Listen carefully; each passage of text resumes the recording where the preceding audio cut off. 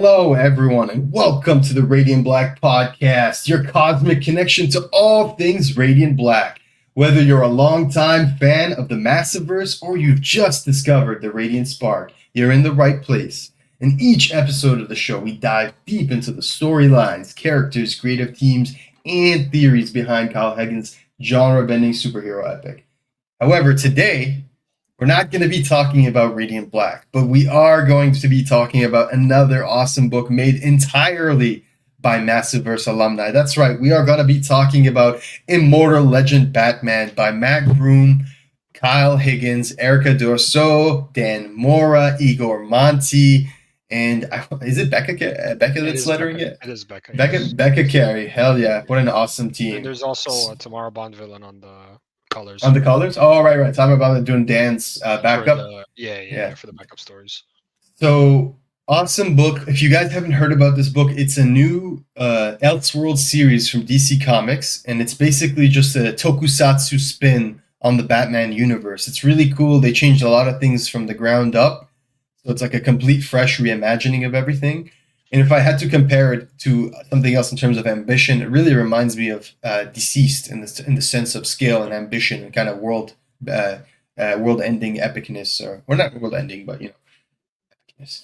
But yeah, we're gonna talk about the first three issues of the series because that's what we've got so far, and I'm really excited to get into the show. I'm your host Bash, and I'm joined by my friends and fellow hosts Charlie, Ali, and Matt. How's everyone doing today? Man, doing good. Was really excited to talk about this one. I know this was kind of a exciting announcement. I don't know how long ago this was announced. It was a while ago at this point. I think it was during a Comic-Con, but kind of a dream team, always a dream team of sorts. Especially for Batman, we are kind of curious what this would look like, but it was cool kind of seeing Kyle bring his flavor here. But I'm excited to talk about it and get into it with you guys. How are you doing, Ali? I'm doing good, and happy Thanksgiving for anyone who celebrates. It's going to be next week from the time we record. But as far as the Immortal Legend Batman, it has been great. DC has been blowing me personally away with their Elseworlds stories over the last couple of years. But this one, like we said, from the Massiveverse team, has been great to keep coming back to. And I can't wait to talk about it with you guys. How you doing, Matt? Good. Just playing a bunch of Kirby Air Riders. The story's phenomenal. If you guys were wondering, no, it's kind of cool. I've been into it, and it's really cool to see Kyle Higgins talk. Write some Batman as well as the rest of the crew. So I can now say that I've read Kyle Higgins' Nightwing, just not the run, but like the 5 seconds we've gotten of Nightwing in the back of these issues. But yeah, it's been it's really cool to talk Batman, especially like I didn't want to do this podcast without Bash because he's like the resident expert. So it's always fun to hear him talk. So do you like Kyle Higgins' dick? What a great start to today's episode, guys. Good one. No, hey, I don't be pervs. I didn't take it. I'm talking about Dick Grayson. I don't know what you're talking about. I'm not going to Dick Grayson. Hey, actually, we have not seen him yet. I believe Dan Mora, he's been doing the back issues yet. So technically we haven't seen Kyle. It's true. Kyle. We've only heard about him by association. We have only heard about it. So it's cool. It's that the back issue too. I don't know. Like I just want to give quick thoughts about that, but that was kind of exciting just to see Dan Mora. Obviously, like just kind of he came up with the concept of the costume. I guess it's kind of what got this all started. But it was cool seeing him do the back matter and. I just loved how it was tied in with the story too. So it was cool seeing him on the book doing all the covers. We know the pull he gets too, so I think that definitely benefits the book in many ways. But yeah, the design is badass. It definitely got everyone hooked right away. So that was kind of the number one thing, and I guess the thing that started kind of the pitch. Like it wasn't. I don't know if the pitch came first or the costume, but no, it was. So the original story is Dan Mora literally just posted this art, this really sick art that he did for fun on Instagram, right? Okay. So Matt and Kyle loved it so much they like got this whole idea from it. So they reached out to him and said, "Can we pitch this to DC with credit to you, of course, and you'll be involved with the project?" And he said, "Yeah, of course." So they pitched it to DC. DC liked it. And so they've been working on it for a few years, and then finally it came to fruition. So, which is like so cool that like an awesome design and piece of art was the impetus behind everything. Yeah, 100%. So yeah, I was super happy with it, and obviously, I think all the like creators and the good creators on this book, I think personally, I was most excited to see Igor gonna take his talents into DC again. I think we've talked about this before at some point. But yeah, I Mhm. absolutely obsessed with this Flash issue. My favorite, like, so he did some of my favorite phasing stuff with the Flash in DC. So he's just always a treat. I think we've all read our IGR or some of it, volume 2, and Not yet. that continues to absolutely just kick ass. And we know what Igor can do. So yeah, this was super fun. But yeah, did I don't know if we want to take turn, but did you guys all love it? I really enjoyed it. Did anyone not like it? I hate it. No, I'm just kidding. No, I really liked it. I really liked it. It was good. I read the first issue. I was probably a little like buzzed, and I didn't really click with me. And then like I did the reread for the like the full read through for this, and I like agree I was with like, that. all right, this is Yeah. pretty sweet. First, it's a lot to get into. It's a lot of world building, and you're like, where Yeah. are we? What is this? But once I got to the end of that first issue, I was like, all right, this is pretty fucking sweet. And then like it really kept going, and like I like the world. It just took me a second. I My totally favorite agree part with you. about those first 3 issues is that each one has a different flavor of like detective for Batman. Like even though we're still in space and Tokusatsu and they have like Power Ranger powers or whatever, it's still very Batman and very detective. Like the first one felt like a murder Yes. mystery. The second one felt like I think like a little bit of espionage, infiltration, kind of boots on the ground work. And then the third one was just the classic: you're trapped in a house and you're trying to get out. So each issue so far had a different flavor, and I'm curious if that trend is going to keep going for me. But it definitely keeps it interesting from I issue hope to so. issue. I think that's vital. Like that's definitely one of the vital things to make it like a good Elseworld story. Like Hmm. although like no matter the crazy places you can take it, like one of my favorites of all time is Wonder Woman Dead Earth, and like that goes to some bonkers places. Yeah, But yeah. like just getting the core of the character and just having that in that's really all you need, and you can kind of play around with it a little. But yeah, you can tell Kyle like he has lots of Batman knowledge for sure. Obviously, he wrote Nightwing before, but yeah, this was cool. This was cool. Some cool villains, some cool spin on villains, some cool Who did designs we all get so around. So far? We got Bane, Riddler. Two-Face, Bane, Bane. Riddler, the Two second. Face, Two-Face. Yeah, yeah. Two-Face, Two Bane, Face Riddler. was in the first, and Yeah. I actually had a question to you about that. So basically, this kind of whole thing is like Batman. He's kind It's of Horcruxes. yes, Yeah, That's what it is. Horcruxes. That's pretty what much. it It, is. it literally is. He's basically went away from Nightwing and Robin. Everyone's kind of looking for him, and no one really knows why. And yeah, basically there's 6 different splinters of him that he's got to hunt down, 6 Horcruxes, like Bash says. But I think it's a simple enough concept. It's cool, and I think it's kind of a cool way to we'll be able to kind of I don't know, examine Bruce and kind of like pretty quickly, being able to do it through the villains as well. But yeah, I don't know. My question is, are all these splinters, do you think, going to be different villains? Like are Yeah, everyone going to be different they villains? showed a page, right, where they teased all these like different versions of himself. So that made me think all the villains are going to be like Bruce Wayne shades, but they're going to be taking on the form of Batman villains, right? Because That's my guess. Who do we think? Because The Bane other is 3. not. Oh, sorry, but Bane is not a shadow, right? Do we know? I don't I think thought he he is. was. He's not. He's just the Um, head of the gang. I have to reread. I'm not I sure. believe That's a I good believe question. he's the head of the gang. Yeah. But yeah, I could definitely be wrong about that. But I was I don't know. But I think that would still be a cool concept. But and the designs were super cool. Yeah. Yeah, Love I don't Bane. know. They called him Man of Bane. Riddles in the issue, like yeah. the normal name. I thought that was really cool, and I think one of you was Charlie or Matt brought up a good constructive criticism before we started the show, which is we really like the book so far. It's awesome, but one wish that we wish for is that we wish we got more involvement of the sidekicks slash the other way of characters because they really only seem to be talking in the backup stories where Dan Mora is drawing them, and they're good. Like it's nice seeing them in those issues, but we kind of want to see them more involved in the action. Yeah. But at the same time, I get it because it's about Bruce, right? It's like this intimate journey with himself and all that.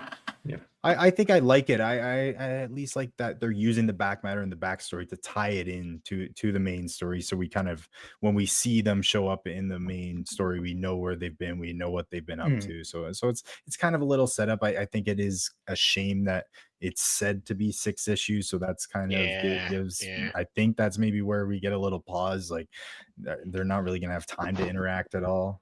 But I don't know. I think it's being well done, and Dan Mora just having his own back issue is. I just want to say, wait.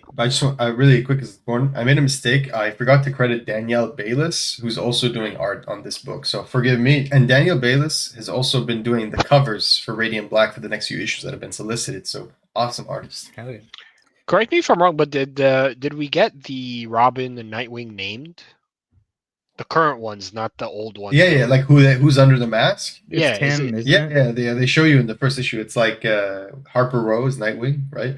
Yeah. And then Tim, No, I but in think the Tim is first issue Robin. they're different, right? In the first issue they're the previous generation of okay. these ones. Oh, right.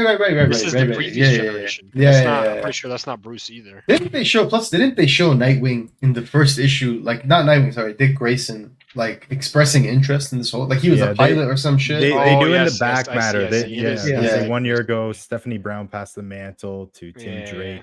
2 years ago, Harper Row passed the mantle of Nightwing to Dick Grayson, and then, so it is Dick. Yeah, it is. Yeah, and then Thomas Elliott's dad passed the mantle of Batman down to Bruce, obviously, which was a good story. Obviously, you get the death of his parents in there.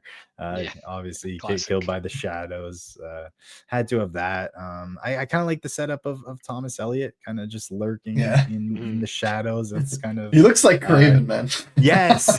I was literally just he's like clean shaven Craven, bro. Alfred is General Grievous now. That's probably my one complaint with this book is that Alfred was a bot. I wish Alfred was a real person. I get that, but I thought it worked for future setting because it's like isn't the year like 3000 or something like that, right? It's like super in the No, future. but he could have still been a human. It's just a personal nitpick for me. It didn't ruin the story or anything. I wish he was there. We know how much Bruce learns from Alfred and stuff. It's like if he's a robot, can he learn those same kind of lessons? But like that tells us, I think that lends more credibility to the fact that this Bruce would create Horcruxes of himself via the shades because he didn't get that love from Alfred. I feel like for someone to go into that depth of darkness, you think he made the Horcruxes? I'm gonna assume he did because of the way the story is framed in this issue, where Roger at the end is explaining that he's splintered, that he's insulting the legacy of the mantle by doing it. Yeah, it's implied that he made this choice that would do this. Yep, and he says like he's the only one. He probably thinks he's the only one with like the willpower and like the strength to like actually follow through on like the full extent of the mission. I thought that was really good writing. I thought that was like it's a good way to connect it to his flaws on the main line, right? Of how he takes on all these kids, but he also always pushes them away. So I was like, this is that way. But he has the love of Alfred, which is why he can take those kids in to begin with. Yeah. But this Batman is like, he's on his own, and he'd rather create shades of himself than work with others, seems. So what if Alfred died and his brain is in the robot? That would be interesting. Yeah. Like that's the way he kept him going Mr. alive. Freeze, right? Yeah, like he wouldn't let go. Yeah. That's actually really cool. Yeah, that would be awesome. Table. Yeah. If that was his Mr. Freeze, that would be fucking insane. Like Mr. Freeze, the AI guy, and he put the consciousness of Alfred into a robot. Like that would be, I'd be like, that is so cool. Like that is the kind of thinking, in my opinion, that is really good because that's how you take something that is fresh enough, like it's different enough, but it actually connects to the foundation of this character through like other parts of the canon. Yeah. And I think that's the really cool ways of reinventing characters is when like Absolute Batman, like you can still see mainline Bruce Wayne in parts of Absolute Batman. Like you see they kept the important things, but they changed the things that are malleable, in my opinion. So it feels different enough to where it genuinely feels like a different Bruce, but it still feels like the core of Batman and Bruce Wayne. And I think they've done a good job of doing that here. Yeah. And if Mr. Freeze turns out to be like what you just said, I think it would be like one of the coolest like fuck twists ever. Like seriously, like they would probably have to like do some cryo shit in it to make it work. But Sure. yeah, that would be so cool. That would I would be like, holy shit. Yeah. Who do you think the other three shadows are? I think Scarecrow's probably. I hope it's Scarecrow, and I hope Joker's Freeze and next. Scarecrow, maybe Poison Ivy, Joker's gotta depending. be the last Yeah. one, or Joker. He'll be in here somewhere. But yeah, that's a good Think question. it'd be I'm curious about the design. Poison Ivy as a planet, kind of like Ego, the living planet. I you know what I mean? Okay, so that's all. That's Oh. also another question I asked is like, and you guys might not remember. It's been a while for me. Dude, that would be amazing. Like, imagine it's a At the planet, first- right? Yes, Yeah, that would go be ahead. cool. But in the first issue, you like when you see Batman goes to this planet, you see the shapeshifter Harvey, and you see Harvey and the fake Bruce, right? And basically, or actually, that was interesting because we find out Harvey's not actually Two-Face, but we see this girl and her name is Ada V, and she has red hair. And she kind of freckles.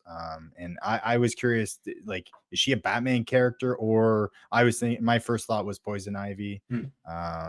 But I don't know if you guys had any thoughts on that. I honestly didn't even think about it twice. I don't But now know, that I you think say it I don't might know. it- just Ada be, V. I honestly, I took it. Yeah. I was like, oh, Bash might know this name. If you don't know, like, No. a name It just that's I don't. familiar, I don't think if it's a new like character, then that might be even more Yeah. intriguing. I think it's a new But character. Yeah. It could be like, yeah, I'm Because like you do remember like when they did like which I think is a good thing. Like I'm not saying that to criticize it, but do you remember when they did Batman Beyond? Like they kept so much of the foundation of Gotham, but then like Terry McGinnis, Dana, they're like all new characters, right? Like they're all completely new characters. So like for me, I'm okay with that because I'm like that's where you make it different enough. Because so it's like Ada V doesn't mean I'm any less interested in her. I'm still interested in her. I hope that she turns out to be something more. Maybe she's like a cop, like a rogue cop. Like we've seen him work with that cop. I forget her name. Is like Svoboda or some shit in the Neo Gothic.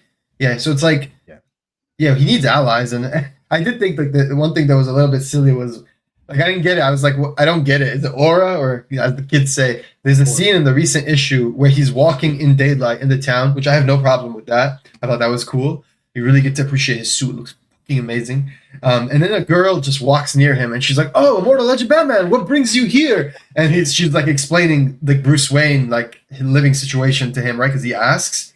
And then he says, no, she says, "Do you think he's single?" or something like that. I'm like what did she see in it? It's just aura. It's like pure aura. He's like walking down like Anakin when he's about to kill the kids. And she's like, "Oh, that's attractive." I thought that was really funny, but like I get it. Like you see something almost superhuman in front of you. It's like a myth, right? That was funny, and they had like the anime coloring, like where the girl like the background turns pink. Yeah, Her face goes really yeah. big. Like that was actually really good. Like they definitely nailed. They tried to kind of slide in a little bit of the anime. Yeah. You muted Oh, yourself. I think we lost Charlie's audio. One thing I do. There we go. You're good. Yeah, sorry about that. But yeah, no, I just love kind of the tone they're going for. And yeah, I love everything about it. And one, I want to shout this out. One little kind of thing. I never really thought about this. I haven't read too much Batman, but just like the use of Matches Malone and yeah. Malone, but the fact that he can be out as Matches Malone and then turn into Batman and still not kind of blow his identity. I've never really thought about that use for Matches Malone, but I just thought that was kind of cool. And I love just kind of the little bit. He kind of just put the some little breadcrumbs of Batman, kind of the some of the important stuff. But yeah, I don't know. What, did you like that, Bash, as the thing? Is that like, or is that just like an obvious Matches Malone thing? I'm not sure. No, dude, I'm a huge Matches Malone fan. I think he's underused. So like to me, it makes so like one thing I used to love about those comics is like you think about it, like what does spies do? Like I'm not talking about Batman. I'm talking about spies, and Batman has definitely some espionage components to him. They fucking like hide in plain sight. Like they dress as different people. They do all these things. Like if it's the TV show Alias by like Jennifer Garner, for example. So it's like, to me, it makes so much sense that someone like Batman would do that. Like, have you guys seen the animated series where he pretends to be a hobo? Yeah. There's that one episode where he pretends to be like the most useless henchman, and then he figures out all the plans by pretending to be like this fuck up of a henchman, and he just like always messes it up. And when he messes it up, he's like foiling the plans. I love that shit because it's like Like someone who is at that level of intelligence, like would be doing that. He would go down into the dirt and grime. So Matches Malone, I love Matches Malone. When I thought it was like, I was cheering. I was like, yes, that was great. But I think it was to me it was just the simple fact where it's like it's also a double safety net where like he's not blowing his identity in public, but he can literally put on the cowl in the middle of public of the day, and like and they'll just be like, oh, it's just some hobo. Like I thought that was very well done. Obviously the fight with Bane was really cool. All the fights were freaking awesome. And yeah, when you see the shadows of each one, the it's shadows, epic. It's like I think the Riddler might have been my favorite. That was. But did it remind you guys of Inferno Go Red? Like, do you guys remember the page where you see Griffin for the first time and they put like that huge like splash? And it was like it just reminded me of Inferno Go Red. I was getting Rogue Sun vibes like in the church, like when you get the sword, like Batman gets the sword, like all that. Like it was cool. It was cool seeing all these flavors in here and I just want to shout out Igor again. Like I'm just still in shock by this book. Like even just like the outlining he does, like changing the color of the outlines from like purple to green and like just making the suit the Igor difference is real. You know when Igor's coloring a book. Yeah, it is. And like a lot of colors you can tell sometimes, but like he is one like you just know right away. And yeah, it was cool to see him get the opportunity. I was happy for him. One thing I wanted to say is with the shades or the shadows, I do think it's interesting that we have like what's his face there, Hush chilling in the background. Like I think like Thomas Elliot is living in his shadow, right? Because his dad picked him to be the immortal Batman, picked Bruce over him. So there could be some play there about him not being an actual shadow, but living in his shadow. Yeah.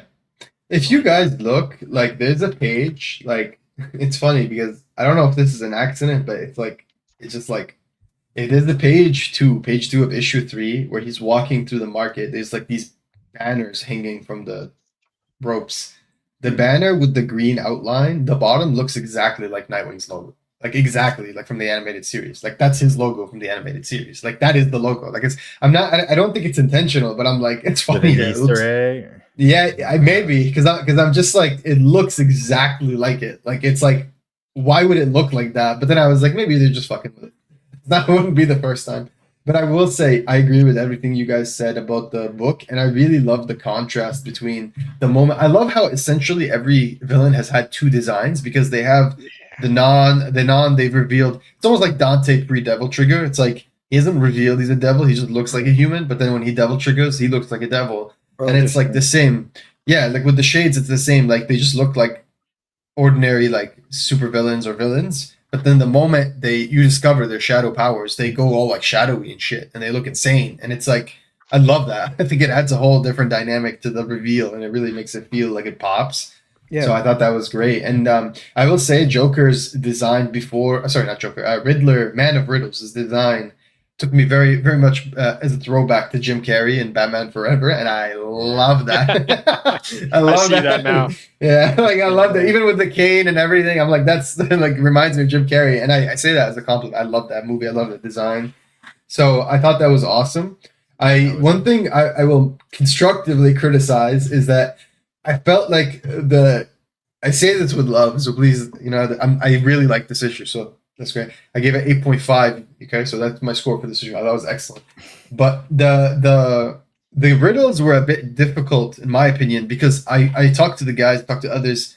I would be like impressed if someone guessed untruth as the first. Like, how are you even gonna get there? Like, there's no way, even with the hints. So I think in there, I thought that was a little bit like of a reach, but that doesn't change the fact that I really enjoyed playing the game. So like I'm not like it's not like a sore loser thing. No, like I'm happy that I got them wrong. It means you really put some good effort into these riddles. People that did get them go probably feel like Batman, and their egos are going to be out of control. Yeah. They were definitely not freebies. Like they were hard. They were hard. They were hard. I think too what made it work, and Batman kind of talks about this in the issue, is like the riddles themselves aren't really like the goal for them isn't actually about like solving the question. It's kind of like diving into these flashbacks and kind of learning more about Bruce, and we were able to do that a lot. First of all, man, like I was actually blown away by the flashback effect. I don't know whose idea Yes. that was, but with the fire, like they kind of like flickers of fire, like it looked like kind of like burning film or something. I've never seen that before. That absolutely blew me away. That was really cool. probably my favorite thing. So cool. It's so cool. Yeah, it reminded me. Yeah, I don't know. It reminded me of so many things, but that was a great little touch. But yeah, kind of just, I think that was enough going through it and kind of just seeing these flashbacks, learning a little bit more. You want to see something subtle though? Like, it was just too much. Yeah, what's up? Look at the big splash page after the third riddle. There's a big splash page where he's looking at the hologram of his parents dying with the pearls, right? Yeah. Look at the floor where Batman's standing. Look at that masterful, subtle reflection. Like, bro, that is some see, like people think we don't notice that shit, but that's the shit that makes it work. Like, that's what makes it look so good. You're just like, look at the reflections of every object, including that device that he uses to type into the keypad. Like, you could see everything's reflection. Exactly. And it's like, that is masterful. Masterful. And then literally just turn the page and all the coloring in the church, like like all the different lights on the floor, and then like the different outlines. He killed it. Unfortunately, I think, and I think many people will do this too. It's like, once you see, it's like you see at the beginning, it's like, try to follow along, and if you don't, then the answers will be at the end. It's like, you start with it, and then like you see all this craziness, and then you see there's an explanation page at the end, and for me, I was like, I'm out. Like, I just didn't I didn't have the time. I didn't have the patience to even try it. Unfortunately, I wouldn't have got it anyway. So like reading, I tried. I failed. I'll admit, I failed. It overwhelmed me. I was like, okay, I'll see what happens. I was like, fuck these guys. I got all the answers right. I'll be the only one. I got them all wrong. Did you guys try, Matt? And I tried. I tried. I did the first one. I did Gotham. I might have tried the first one for a couple seconds. I was like, this is the no. I did a sloppy attempt on the second one. I was like, here's all the places. Let me just add them all together. Let me add them all. Exactly. Yeah. I was like, they're gonna make this so dumb and easy because like it's comics, right? And then I realized I knew reading the hints page, and it was like, Kyle, you should have just put a link to the no one at that point, bro. It shows this book of Detective Chimp, like the real meaning of the Detective I love that. Chimp. Yeah, I love that. That's great. Who the fuck has read that? Like, I don't know. I haven't. Like, I'm sure Bash has, but like, man, that's. I thought that shit was so good, man. I love this book. Like, I love this issue. Like, I was a little too clever. Like it was sometimes it was too clever, a bit too cheeky. There's a hard balance. When I saw the question mark, though, I was like, we're in for something fun. Like, this is like that inside shit. Like, it reminded me of Rogue Sun. You remember the Rogue Sun issue? That's the first flash. I was like, oh shit! You know what I mean? We're doing this again. I knew. I had fun. Yeah. I love Groom, and like, he's fantastic. But I knew with Kyle involved with this that it was going to be such an elaborate riddle, and it was. It didn't disappoint me. It was like, I was like, "Where's the link to the no one prompt, Kyle? Are you gonna put some like recording in there, Kyle?" I say that with love, Kyle. But no, this was awesome, man. I love the gimmick too. And Bash, you'll be able to maybe say this, but like, how does this happen a lot? Like, I love the setup where like, the riddle starts like you can try to solve it yourself. Like, it's prompted. Like, this only happens in Arkham City, brother. Have you played that game? That's the only time I've seen this kind of. Remember, the Riddler would just pop up and be like, "Hello, idiots!" Like, you haven't seen a gimmick issue because not like this. Not like this. The only thing I remember close to this was One Bad Day, the Riddler. It was a little bit like there's a little bit, very little, but those are more like that's different. That's more like, have you ever seen Die Hard 3? It's like when you're watching Die Hard 3, if you're watching it for the first time and you're really fucking clever, but I'll say even if you're really fucking clever, you'll miss these. They mentioned that movie is, in my opinion, one of the most intelligent movies made. Like, it's just so smart. Nobody's an idiot in that movie. Everyone's smart. So they wrote it in a very smart way. They didn't want to give you a cheap movie where it's like, oh, this guy dies because let's go there and split up, guys. It looks dangerous. Yeah, like, I hate that shit. No, in this movie, it's the opposite. Like, everyone's smart. Did you guys know that when they showed how to break into the Federal Reserve in Die Hard 3, the United States had to actually change the security measure because the thing was so, I swear to God, look it up. It was so intelligent and realistic that they were worried that someone might actually try it because they actually found gaps in the security system through it. So it's like, that movie's that fucking smart. So that movie, they do this thing where when you watch it at the beginning, they mention like, oh, did you guys see on the news some guy stole like 14 dump trucks, and then you realize at the end that's what the Germans are using to smuggle all the gold. So it's like this like those books were like that. Not this book, the books that Charlie's asking about. Usually they're like that, where like they'll write in some clues, and if you really pay attention, you'll notice them. Oh, but like usually in hindsight, or like usually as you reread it, or as you really piece it together. But this is like they're inviting you. This is closer to Arkham City, in my opinion. He's doing it, right? As he's solving it, you're also solving it with him. It's like they took the riddle from Arkham City, the approach where you get stuck in a place, he plays on a screen, and he tells you like you can try this and this. It's like they took that and they put it in a comic, and I say that as a compliment. Like that's impressive that they were able. It feels like a ARG. Is that what they call it, right? Yeah. It feels like an ARG in some ways, but it feels more individual, and I actually enjoyed it. Like I want more of this, and the best part is that it's not meant to be like obfuscated or complicated, like in terms of structure for the sake of it, just for the fuck of it. No, they put some thought into it, because they could, if they wanted to just be like, look at us, we're so smart, like look at what we do, they would have done it in every issue. But they were smart. They were like, let's look at it for a hero or a villain where it makes sense. And the Riddler, it makes perfect sense to play with these kinds of things. So, because he's not a brawler. He's not a brawler mostly. He's an intelligent human being. It's so shitty when you see Riddler in Hush 2, just be like, it's Nigma time. He actually says that. He says that. He says that. He says that in the book. He says Nigma time. Can you imagine? Anyway, like imagine, and he's wearing an exoskeleton and shit. It's like, bro, that's not my Riddler. My Riddler is intelligent. He talks shit to you. He uses his knowledge he doesn't want to be stronger than you. He wants he wants you to know he's better than you, and he's smarter than you. Yeah, he wants you to know that he's smarter than you, and he's gonna rub it in your face, and then he wants you to really stroke his ego, right? So it's like, I like this. Batman drops it. No, I don't think you will. Almost, I thought of the meme like after he slashes him. No, I don't think you will. And my favorite. Really cool. Yeah, no, I agree. And one thing I really have to give credit to, and I don't say this lightly, for me personally, Ali knows this. I've bothered him about it for years. But like design, I think is the most important thing of any superhero, because if the superhero doesn't look amazing, it doesn't matter how good the writing is. Like it's not gonna find that massive audience. But the opposite is true. If the design is so good, even if the writing is shit, people will still like it. Spider-Gwen, anybody? Anyway, the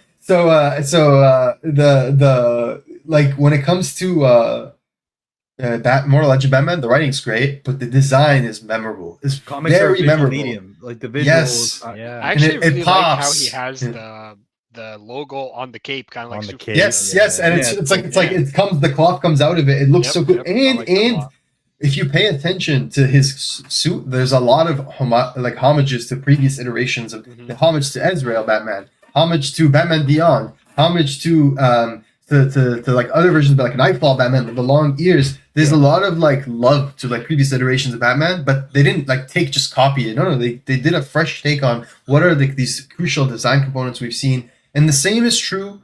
And right now, I'm praising Dan Mora, but also Erica and Igor for portraying these designs in such beautiful ways. But because Dan Mora designed these, but the Robin and the Nightwing, same thing. They look amazing, and I think when something looks that good, merchandising is gonna take it to the next level. Like if I see a toy of these kids, I'm fucking buying it. And I don't know if you guys know this. Sick. So did you guys see, Kyle? Someone made a toy of Immortal Legend Batman. It's so good. I'll send it to you guys after. It's so good. Even Kyle reposted it. Like that's how good it is. And when I saw the toy, like with the guy painted in, he put it proposing, I was like, wow, man, that is a memorable design. That is like a oh shit design. Like someone's gonna be like, damn, that looks good. So massive props to Dan Mora and the artistic team of Erica Dorso and Igor Monti for A, Dan Mora for the designs, and B, for portraying him in such a badass way. They just like, I couldn't help but pause on the pages and just admire the artwork and be like, wow. And especially like when he does the cosmic slash. Is that what it's called? Is it cosmic slash? No, howling slash. Dude, look at the fucking body splitting too, man. Look at how epic that page is, dude. Oh, yeah. It was it's great. Two pieces, bro. It's two pieces. One thing that really surprised me, and that I was like, I wasn't sure how this aspect was going to go, but just kind of the expansiveness of the world. Like how big were they going to make this? Obviously we know it is kind of in space, aliens and stuff. I thought they absolutely nailed that. I love the story. Remind me a lot of Starfield, like and probably a lot of stories like they're with just as many aliens. they're experimenting to space travel so they can get off Earth, and then the experiment goes wrong, creates these shadows and stuff. So it's a cool enough story. But I just love the like it really feels like a big universe, like all the different worlds, the different communities, like Bash was saying, like talking a little bit like about with the little girl. At Dude, the look at him Ministry holding the 3 going sword through on the the last city. page. Yeah. Like, Yeah, holy shit. yeah, that was cool. But yeah, It's just the like- scope, the scope. I think Yeah. they're telling with the story is very well, and yeah, the awesome action definitely helps. But yeah, that sword, that whole scene gave me some Rogue Sun vibes for sure. Dude, I was where loving did that. where did the sword come from? Because he like puts it back on his armor at the end. The fuck? It's probably like he summons it. Yeah, holy Because dude, look, this you can is see so in the cool. last panel it goes. Yeah. It The goes story, alright. the story can be complete ass, and I would still enjoy it. But I'm not saying the story is actually quite good. But I'm saying even if the story was literally just ass and they were just doing it for the visuals, I would still really enjoy this comic and recommend it. I wonder But what that Mars page, it was Oh, like, no, I he- don't think you will. He actually conjures the sword out of midair. It looks like. Yeah, and it's like a Crazy. lightsaber. The last And- that Yeah, last and then it panel comes is just out of like there, yeah. yeah, it just goes that's- back in. So cool, man! Like I actually can't wait for the next book. And I want to say something. If you guys have read Grant Morrison's run, you know the famous Black Case book. It's like the unsolved crimes and all those like fucked up things that he can't figure out. He puts it in the Black Case book.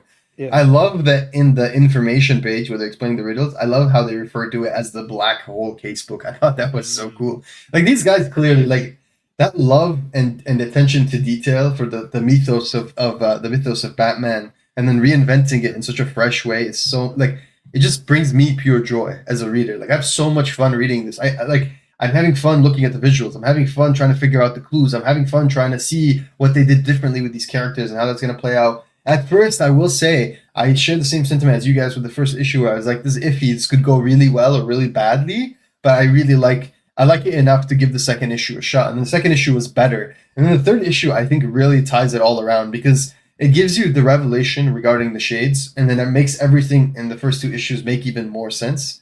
So, oh yeah, it is 3,125. That's the year, or like around that time. So yeah, this is awesome. And they say because it's so expensive, right? Like they say years in Gotham years, like obviously not even Earth years. Gotham is like, the dominant. right? And maybe who knows what happened to Earth? So like maybe I was like like, Gotham Metropolis we're places assuming don't Gotham exist. is on Earth. Gotham could be a planet for all. That's we know. also The true. scale is galactic. Yeah, Gotham could that's just be their Metropolis. That is true. is on I planet. just assumed by the Sure. year they were saying like they wanted to kind of give us a time frame from kind of like Earth Gotham. But yeah, you could be right. I guess that might not even be home Gotham. But yeah, that is For me, interesting. But yeah, sorry, what's up? No, go ahead. It's fine. No. Wait, that page with the Mora page with the different Bruces, like that's Riddler Bruce. Who's who's Bane the is swole? Riddler? Is that Bane. Bane Bruce? Right? Isn't- That's yeah, Bane Bruce. Bane. Okay, then Raven's who's up there? is I Two don't know if Face? you got Is Two Craven. Face there? Two-Face is the one at the bottom right. I'm pretty sure. Okay, and then Yeah, is he that looks one in like the a in sheriff. between them? Is that Batman? Bruce? I don't think With that's the- regular Bruce either. He doesn't look like Okay. this. Okay, so we don't even know which one that is yet. Okay, cool. Yeah, like that Who page has is awesome. tattoos It's like Is that What Thomas Batman Elliott? Like looks that almost looks like what Thomas. It's Elliott Roger, I was think, wearing. right? Isn't it the no, dad? Roger's the No, I old think dude he's looking talking like this page, Santa. right? Yeah. Yeah, Oh, yeah, that's what yeah, I- that that's what we were page. talking about. Yeah, who's the guy in the middle, like between know. Riddler and Redcoat? Yeah, okay, I don't that guy looks interesting as well. I mean, I'm sure it's a variation of Bruce, but that was a sweet page. And that Bruce on the top right, the swole Bane Bruce, reminds me so much of in-game Bruce, like post Joker New 52 arc, where he's like doing the Dionysium or whatever the fuck those are called. Remember, where he's like super swole. Or Like like it reminds me of him. Yeah. Future's This End is or whatever. this is what Robert says. He says he's playing sheriff on the frontier. We already saw that. That's Harvey. And Yeah. then pirates along the Keystone Lanes. That's Bane, right? Yep. And then renovating a castle on Elver. That's Riddler. And then the last one is heading out in classification 6 space. So maybe next issue we'll figure. Then maybe out. next issue. Okay. We'll figure Well, out. there you go, guys. Maybe Penguin based on the attire. I don't know. Ooh, yeah, with the Yeah, teeth too. Yeah, Okay. like I don't know. It could be he is It could be tattooed. I don't Penguin. know. Penguin does dress like that with the suit and the vest. Yeah. Okay, I could see that. Yeah, I don't know. Yeah. But I Yeah, gotta it's- head out. I gotta head yeah. out. It's gonna be a busy day for me. So Yeah, no worries, man. You guys are gonna Yeah, kill take it it. easy, man. And We're almost done anyway, so yeah, take it easy, man. Yeah. Catch you Yeah, later. So an amazing issue. Let's just give it our scores and then pretty much conclude there. I give this like say 8.5, maybe leaning more towards like 8.75 now. I thought it was really good. Maybe I'm a little like maybe my ego's bruised. I can get the riddle. Nah, I'm just kidding. It was great. I can't wait for the next issue. And I will say, I think it's really funny that first of all, the covers for this book, both the main covers and the variants are holy shit, like insanely good, like incredible, like consistency everywhere, just stunning artist, stunning, gorgeous pieces of artwork. But I will say one thing that I thought was really funny. So Batman Deadpool came out this week, which is the DC version. There's two versions because they're crossing over Marvel and DC. So Marvel released the first version, which is called Deadpool Batman. They just put their hero first, and then DC did their version, which is Batman Deadpool. They just put Batman first. Yeah. And I think in the Marvel one they had to have a DC villain, and the DC one they had to have a Marvel villain. So I won't spoil who the villain is, but I will say that the funny thing is that Dan Mora did the art and the cover for the main story and for that book, and then he did another variant for that book, like two covers for the same book. So if you look at issue 4 of Immortal Legend Batman, there's two covers by Dan Mora. Like, guys, let this man sleep, like, please. I will say that cover B by Dan Mora for Immortal Legend Batman 4, in my opinion, is like a top 10 cover of the year. I think, in my opinion, like that is so good. It's just like unbelievably good. Like I don't know, and I think all the covers for this series have been amazing. But that cover B for issue 4 of Immortal Legend Batman by Dan Mora is something special. Like that is a gorgeous, gorgeous cover. So yeah, we'll just like give the logo in the corner, right? Yeah, it's the one where half of him is transformed and half of him isn't. You know what I'm saying? Like it's like half transforming, half not. You could see half his mask is on, half his mask isn't. Yeah. That's pretty just fun. such a great. Yeah. When you look at it in the large res, because he uploaded it in very high res, it just looks so insanely clean. So the synopsis for the next issue, real quick. Welcome to the jungle. The Immortal Legend Batman knows how to stop a shadow attack, but what is he to do when the very soil beneath his feet poses? Oh shit, maybe it's poison ivy. Oh man, yeah. Deep within the jungle of a seemingly uninhabited planet lies the poisonous threat ready to take down the Immortal Legend Batman. There you go. There you go. Interesting. Will it be Ada V or will it be someone else? Oh my god, I can't wait.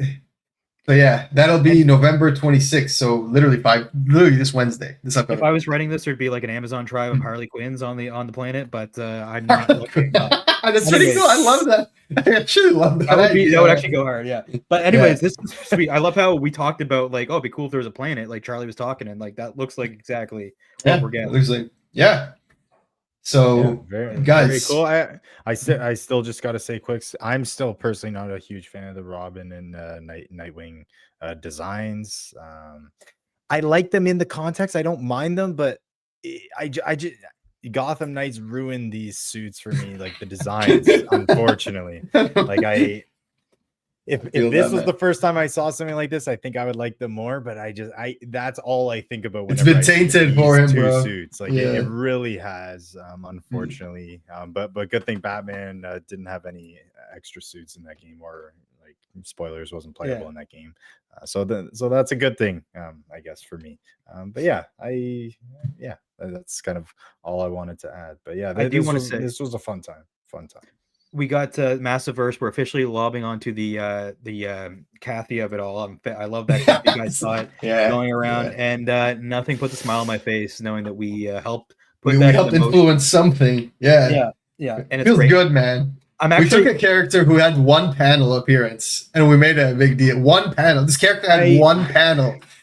You know, panel, man. This is the most I've ever felt like she could come back now. Now that we're actually talking about it, like I feel like think so. We might get some red meat here. I think he's building it. Like I said this in the group chat today a little bit, but like there's just no way. Like he said many times, like it just seems like it's such an impossible thing. I'll tell you how right now. I'll do you guys the favor. I'll tell you how right now. Don't even worry about. I'm giving you a free use of this. Okay. Next time Marshall is about to call Nathan, just have it so that Nathan is Skyping or Zooming with his godmother who's checking in on how he's adapting to life in LA.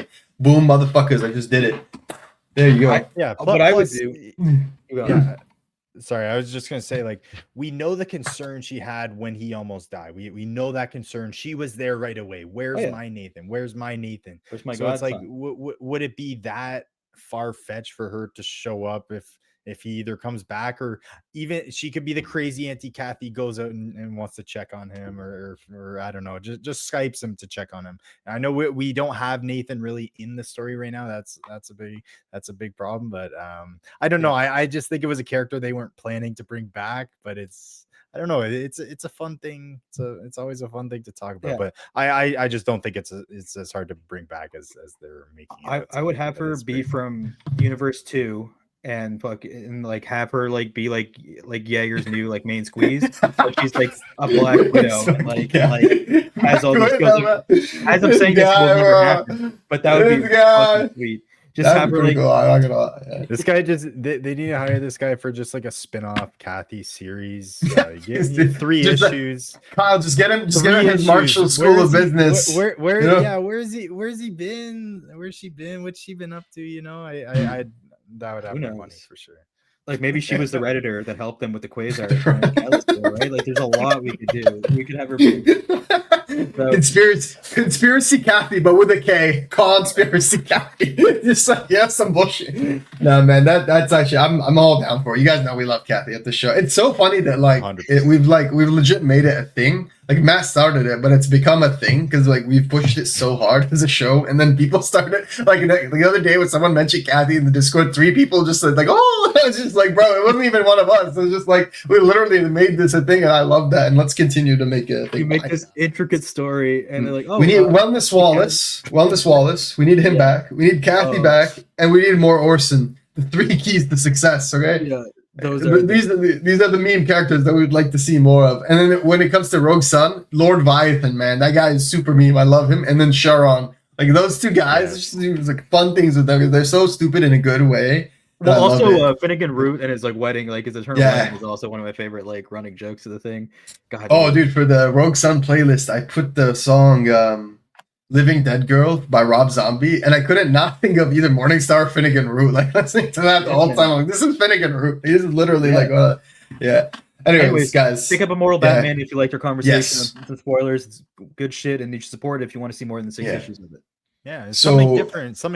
It's issue 1. So if you want to get into Batman, even something different, I know that's sometimes an appealing thing too. So yeah, good news. The next issue of Radiant Black and Rogue Sun are December 17 on the same week as of right now. So you won't see us doing any Massiveverse reviews up until that point. We might have other events or stuff in the time being. We'll see. It is holiday season. However, we will be back this upcoming Wednesday to give you the latest issue of Immortal Legend Batman. But from that point to December 17, there's a 3-week gap. So we'll probably be doing other content, shorts or something for future RB stuff, because we have some things in mind, in the works. Anyway, guys, thank you to my fellow hosts for making this an awesome episode. Thank you to everyone for listening, for joining us today. I just want to say that we've hit a little bump in the road recently with our numbers and like subscribers, things like that. And for us to continue making the show, we really got to spread the word. So please, if you like the show, drop a like, drop a comment, let us know what you like, tell your friends about it, tell them about Radiant Black. Let's get more people in on this amazing universe, the Massiveverse. Let's get them in on all the Kyle Higgins, Matt Groom stuff that's out right now. So much good stuff. Let's all come together, talk about how cool comics are. Yeah, let's do this. And then, of course, thank you. I didn't put the Patreon clip today, and there's a good reason. It's because we actually got 2 new patrons. So we were going to have to redo the clip so I can include everyone's names, and we're going to change the visual. But I do want to say thank you to all our patrons. I'm going to pull it up right here. You guys make it possible for us to do what we're doing. And we've recently been innovating the show a little bit more. There's a few things coming up. But like you saw, we finally put together the what is this thing called? The 4 colors. The background. The background. I forget. Yeah. Layover. The layover. Yeah, that's the word I was thinking of. Thank you. There we go. So thank you right here to our let me just pull up our patrons. Thank you to Matthew Johnson. Thank you to Cameron Lightfoot. Thank you to Matthew J. Thank you to Cameron L. Sorry if I doxed you. Thank you to Jordan C. Thank you to Chris H. Thank you to Patrick M, and thank you to Noah, M, and Joe J. You guys have been supporting us for so long. Everything you do, it goes appreciated, and we want to do big things for the show in 2026. We want to push it to the next level. We're tired of this like stagnance. We really want to spread the gospel of the Massiveverse and Radiant Black to everyone. So you're gonna see big things, and you're gonna see it kick off immediately in January. Like we're very serious about this. So stay tuned. Thank you to everyone. Thank you to my fellow hosts, and we'll see everyone next time with more Immortal Legend Batman. Hell yeah. Stay radiant, everyone.